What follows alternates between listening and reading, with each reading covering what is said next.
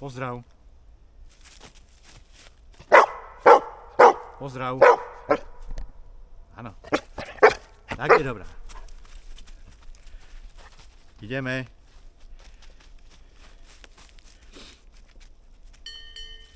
Zdravím vás, priatelia.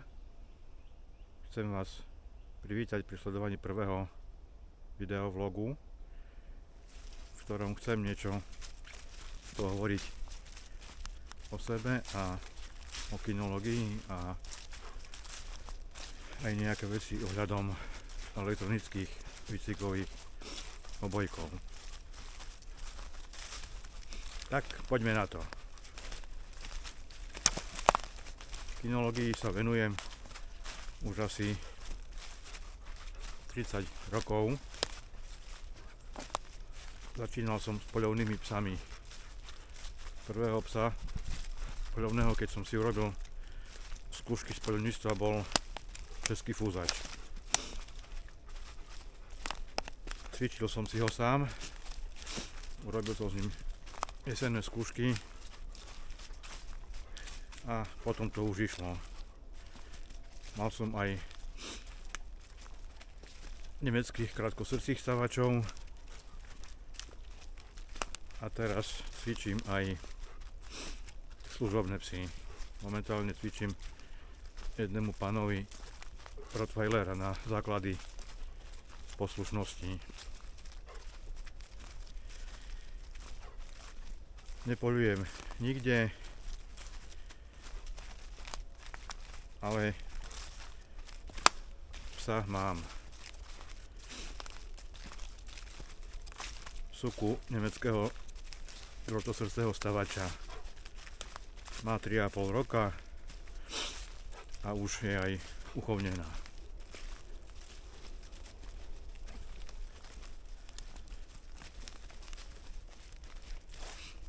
Ohľadom kinológie mám tu nejaké veci. Hlavne keď sledujem ľudí, veľa ľudí psov poľučťuje. Stále hovorím každému, pes nie je človek, ani dieťa. Nepoľučťovať. Pes je stále zviera. Má svoje pudy. Hovorím, nie je to človek.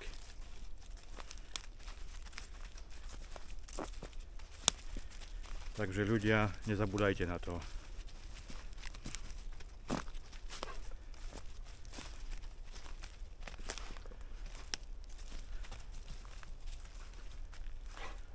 Ohľadom elektronických obojkov poviem tiež pár vecí. Sám tiež používam pri výcviku elektronický výcvikový obojok. Ale väčšinou, keď sledujem ľudí a hlavne poľovníkov, tak používajú obojok len ako averzívny prostriedok.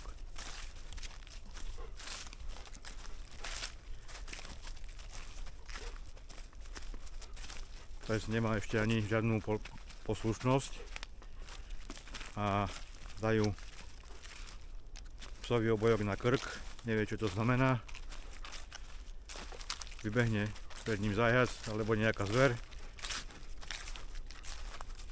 dajú mu impuls maximálny, čo to ide, a čakajú, čo pes spraví. Záleží to od povahy psa. Niektorý sa zosype, zastaví pred zverou, niektorý utečie. Takže tak sa to nerobí. Všetko je o párovaní. Každý povel sa musí s obojkom napárovať.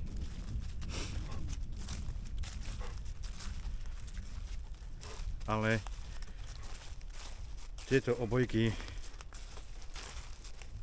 50 eurové, 100 eurové obojky na takýto výcvik nie sú vôbec vhodné, lebo nemajú funkcie ako má obojok od firmy Martin System Chameleon 3B. Má funkciu SSC, konštantná stimulácia bez ohľadu na vonkajšie vplyvy. Či je pes mokrý, či je pes suchý, či je vonku mokro, či prší, či je sucho, 20 krát za sekundu premeráva psovi citlivosť kože a podľa toho upravuje silu impulzu. Ešte sa mi nestalo, aby som dal psovi napríklad impuls 5 a pes kvičal.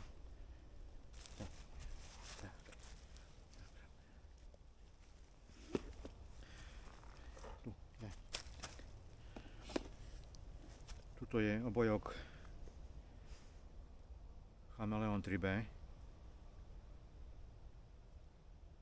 To je balenie v kufríku.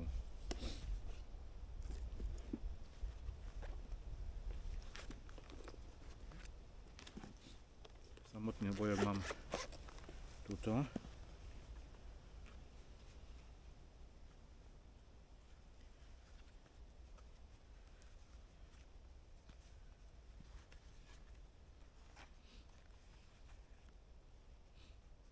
Samotný obojok je tuto. To ešte mi chýba táto gumička, tako na stiahnutie ku krku psa. Elektrody mám teraz asi 15, má aj 19 a dajú sa aj použiť aj iné kontakty. Tuto je diaľkové ovládanie K9. Zapína sa to klasicky na magnet. Zapnuté, bliká to.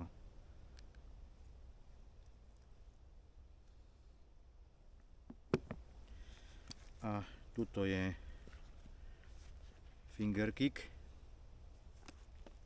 V sade je, v obojku je jeden kus, ale ja som si ešte dokupoval ďalší kus, takže si nastavím na jeden, na čierny slabší impuls, na červený silnejší impuls, korekčný. Pozrite sa, funguje to. Tuto je 4, tuto je 7. 4, 7.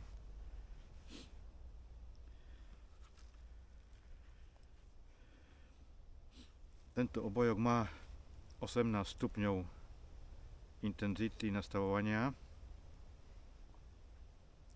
Tieto vlastne niektoré majú aj 100, ale je to všetko len marketingový ťah.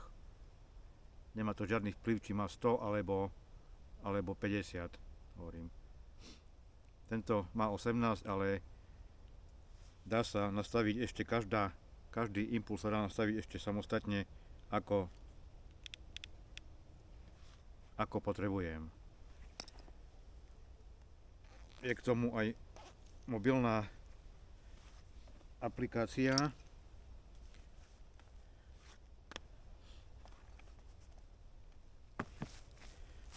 Sa to volá Dogify.